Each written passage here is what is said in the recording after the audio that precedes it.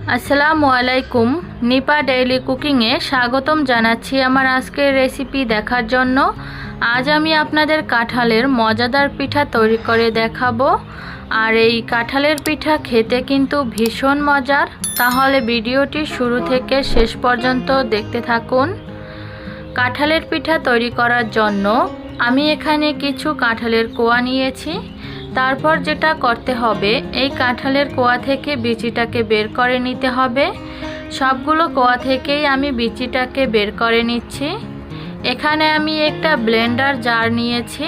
জারের মধ্যে কাঁঠালের কোয়াগুলো দিয়ে দিব। জারের ঢাকনা লাগিয়ে এটাকে ব্লেন্ড করে নিব। ব্লেন্ড করতে কিন্তু কোনো রকম পানি লাগবে না, এমনিতেই এটা কিন্তু ব্লেন্ড করে নেওয়া যাবে। ব্লেন্ড করে নিলাম। জারের ঢাকনা খুলে দেখাই কেমন পেস্ট হয়েছে। ঠিক এমন পেস্ট হয়েছে। এখন আমাদের যেটা করতে হবে, কাঁঠালের পিউরিটা কতটুকু হয়েছে একটা মেজারমেন্ট কাপ দিয়ে দেখাচ্ছি। আমার এখানে হাফ কাপের মতো কাঁঠালের পিউরি হয়েছে।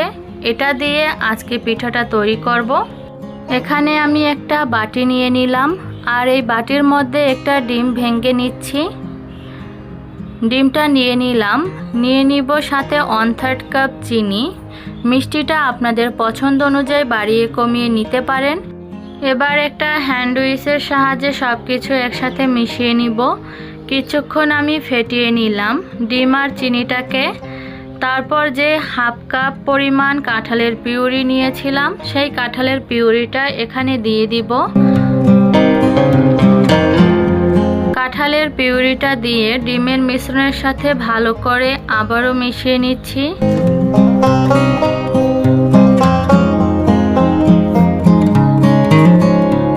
এবার দিয়ে দিচ্ছি 1/4 চা চামচের মতো লবণ, আর দিয়ে দিচ্ছি 1/4 কাপ ফ্রেশ নারিকেল। আমি ফ্রেশ নারিকেল দিয়েই এই পিঠাটা তৈরি করে নিচ্ছি। আপনাদের কাছে যদি ফ্রেশ নারিকেলটা না থাকে, তাহলে ড্রাই নারিকেলটা দিয়েও এই পিঠাটা তৈরি করে নিতে পারেন। নারিকেলটা দিয়ে আমি আবারও ভালোভাবে মিশিয়ে নিলাম। এবার দিয়ে দিচ্ছি 1.5 কাপ পরিমাণে আটা, আর দিয়ে দিচ্ছি সাথে 1/3 কাপ গুঁড়া দুধ। এই হ্যান্ড উইচটা এখন আমি উঠিয়ে নিচ্ছি, আর হাত দিয়ে সব কিছু আমি মিশিয়ে নিচ্ছি। কাঁঠালের পিঠার জন্য কিন্তু এই ডোটা একটু নরম হবে, আর এই ডোটা করতে কিন্তু কোনো রকমের পানি লাগবে না। আর দেখুন কতটা আঠালো হয়েছে। এখন আমি এখানে 1 টেবিল চামচ পরিমাণ রান্নার রেগুলার তেল দিয়ে দিব। তেলটা দেওয়ার পর আবারও ডোটাকে আমি হাত দিয়ে মাখিয়ে নিচ্ছি। ডোটা আমাদের মাখানো হয়ে গেছে, আর পিঠার জন্য আমাদের ডোটা কিন্তু একদমই রেডি।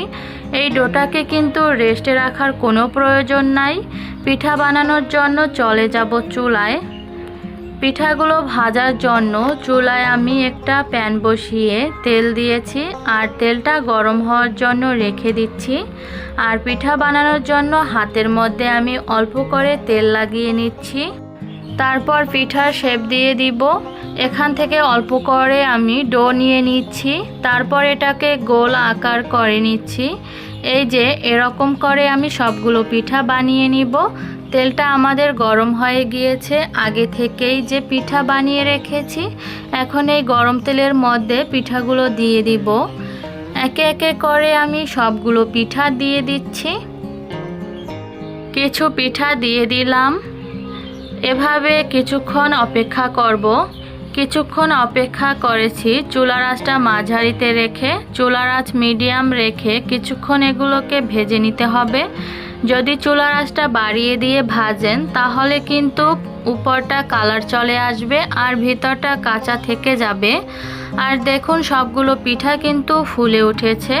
তো এভাবে আমি আরও কিছুক্ষণ এগুলোকে ভেজে নিচ্ছি। আরও 6 থেকে 7 মিনিট পর চুলার আঁচ মিডিয়ামে রেখে কিন্তু আমি পিঠাগুলো ভেজে নিয়েছি।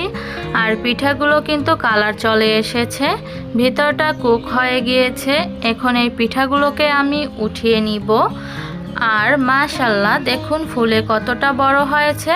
তো সবগুলো পিঠা আমি নামিয়ে নিচ্ছি। পরেরগুলো কিন্তু সেম প্রসেসে ভেজে নিতে হবে। তৈরি হয়ে গেল তেলে ভাজা কাঁঠালের পিঠা। একটা পিঠা ভেঙে শেয়ার করছি কতটা পারফেক্ট হয়েছে, উপরটা ক্রিস্পি আর ভিতরটা সফট। আশা করি আমার আজকের রেসিপি আপনাদের ভালো লেগেছে। ভালো লাগলে অবশ্যই একটা লাইক দিবেন এবং চ্যানেলটি সাবস্ক্রাইব করে দিবেন। সবাই ভালো থাকবেন, সুস্থ থাকবেন। আল্লাহ হাফেজ।